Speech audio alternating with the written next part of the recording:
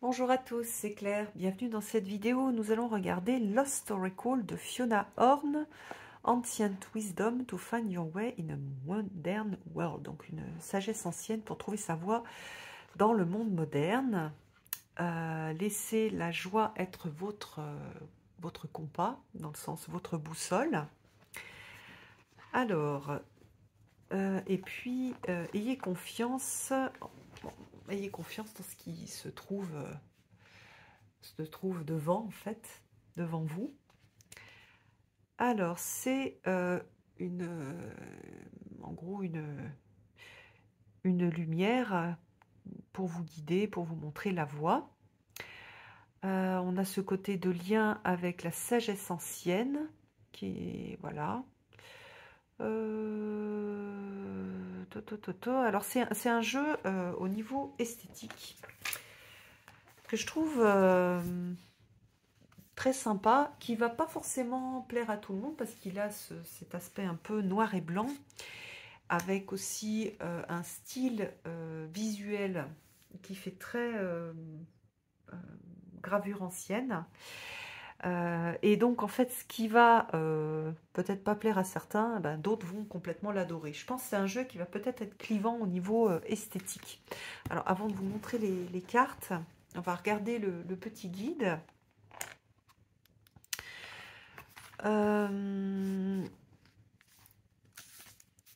Alors donc l'idée de l'auteur, c'était d'offrir un sanctuaire, une sorte de carte pour ceux qui recherchent l'harmonie dans un monde qui est souvent en chaos, c'est clair.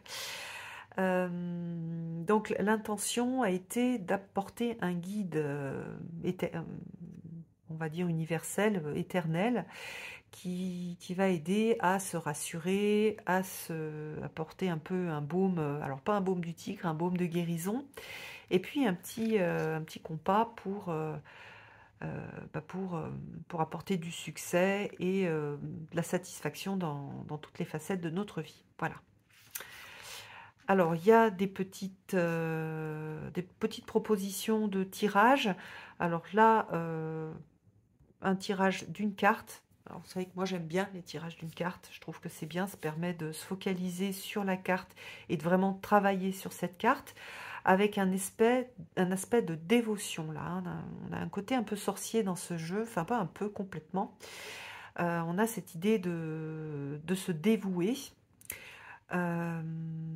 Et du coup, je trouve intéressant parce que ça peut être le début d'un travail magique. Et vous voyez qu'il y a beaucoup de... Enfin, ce tirage-là de dévotion, il est très détaillé. Donc, c'est pas juste la carte du jour. Il y a vraiment quelque chose de se dévouer et d'avoir cette carte pour aider en fait à faire ce travail de dévotion. Alors après, on a passé présent futur, la croix, un tirage de croix, et puis après donc la signification des cartes. Alors par exemple celle-ci, on est sur cette idée de percer le voile et d'aller au-delà du voile, hein, d'aller au-delà des illusions. Donc on a la description de la carte, donc ça permet de se lier avec la carte, de bien la comprendre à partir de l'illustration. Un lien donc avec les symboles de sorcière et un petit texte de guidance. Et bah, par exemple ici, le triangle équilibré, c'est un rappel de nourrir tous les aspects de son être. Prendre le temps d'écouter sa sagesse interne, de s'engager dans des pratiques qui nous nourrissent au niveau physique et qui nous connectent aussi avec notre âme à travers la méditation et la visualisation. Voilà, donc là on a cette idée d'équilibre à la fin dans la signification. Voilà, alors on va avoir ça pour toutes les cartes. Hop, là on a la photo de l'auteur et de l'illustratrice. voilà, que je trouve qui fait des choses très sympas. Alors, on a un aspect assez dark. Donc, on va avoir aussi au niveau de l'énergie du jeu, pas forcément que sur les messages, quelque chose d'assez voilà, d'assez sombre. Alors, première carte. Ah oui, pardon, je vous ai montré le dos qui est très beau, hein, avec une lanterne. On a des tranches noires, là, c'est pas moi qui les ai colorées. J'aime bien ces tranches noires qui sont mates, je trouve très beau. Les cartes sont mates. Alors, percer le voile, aller au-delà de l'illusion. Alors là, on a la récolte avec le cœur, avec cette idée d'équilibrer la force et la vulnérabilité. Hein, on a cette force d'un côté, la vulnérabilité de l'autre. Voilà, on a le cadeau. Alors j'aime bien hein, parce que ça fait aussi très conte et légende. Hein. Cette carte, elle est super jolie. Pouvoir et puissance. Se libérer du jugement. Donc on n'a pas juste... je trouve bien, il y a le mot-clé et pas vraiment on va dire, expliquer enfin, pas le mot-clé en d'autres mots, mais plutôt aller plus loin que le mot-clé. Par exemple, ici, le pouvoir et la puissance, être fruit, se libérer des jugements.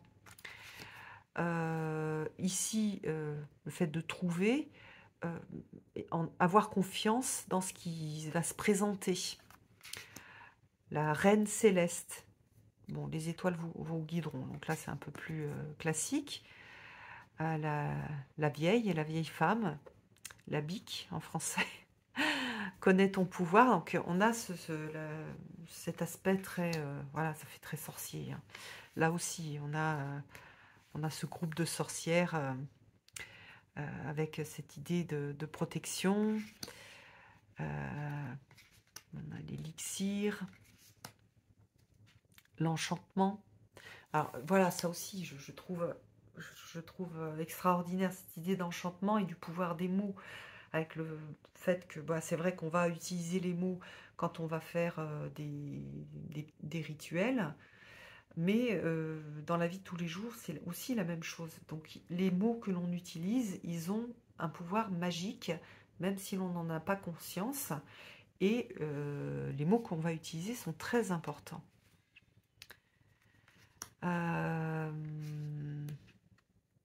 Furnace. Donc ça, on a le lien avec le feu. Donc là, se mettre en action. Accepter les énergies de guérison. De stag. Donc là, c'est la vieille sorcière qui va naviguer entre les royaumes. Le rituel de récolte. C'est vraiment, j'adore en fait cet aspect de noir, marron et rouge, je trouve super super joli. Et ouais, j'aime beaucoup les illustrations.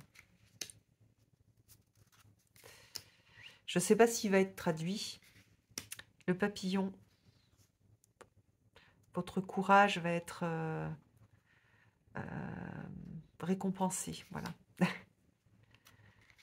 Il est super super beau. La spirale, l'alchimie ancestrale.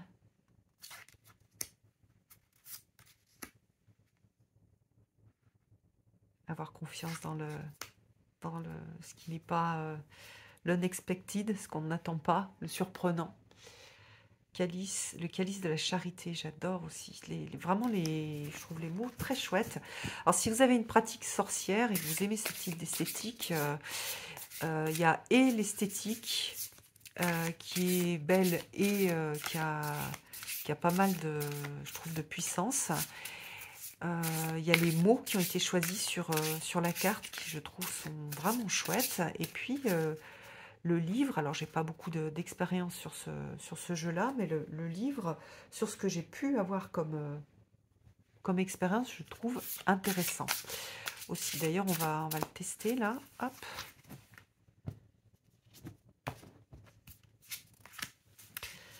Stardust and Soil. Donc c'est la terre et la poussière d'étoiles. Les opposés s'attirent. 33. Alors, qu'est-ce que c'est notre petit message pour nous là aujourd'hui? Bon, pour moi aujourd'hui, pour vous quand vous regarderez la vidéo. Alors donc on a la description de la carte avec une main gauche qui plonge à travers l'Ouroboros. Donc cette main gauche, c'est la vôtre. Et elle révèle la vérité profonde qu'on n'est pas seulement matériel, qu'on est aussi une entité spirituelle qui a une expérience temporaire physique.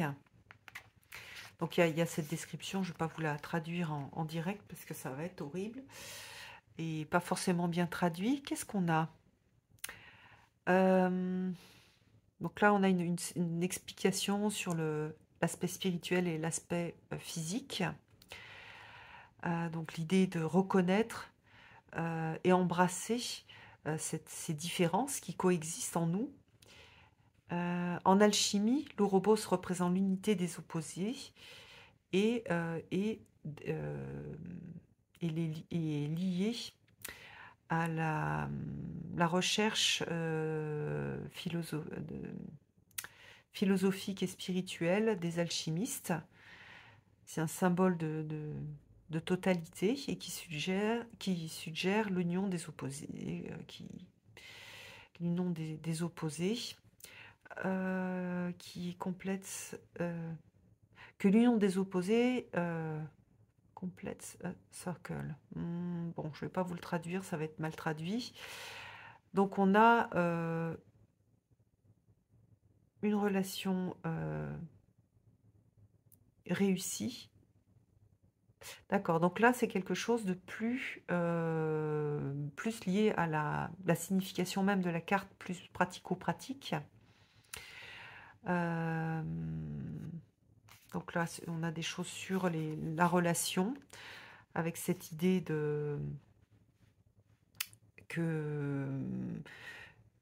dans une relation, il y a quelque chose qui va transcender le physique.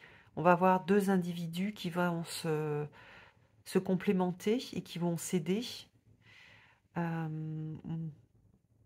mutuellement dans leur croissance spirituelle.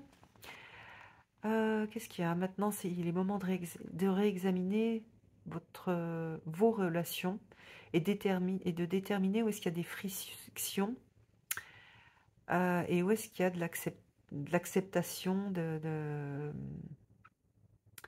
et où l'acceptation des différences peut apporter de la puissance. Ayez confiance dans le fait que ayez confiance dans ces différences et qu'elles vont nourrir la relation, qu'elle soit romantique, amicale, famille ou même collègue de travail. Donc là, on a cette idée de co-créateur dans la réalité.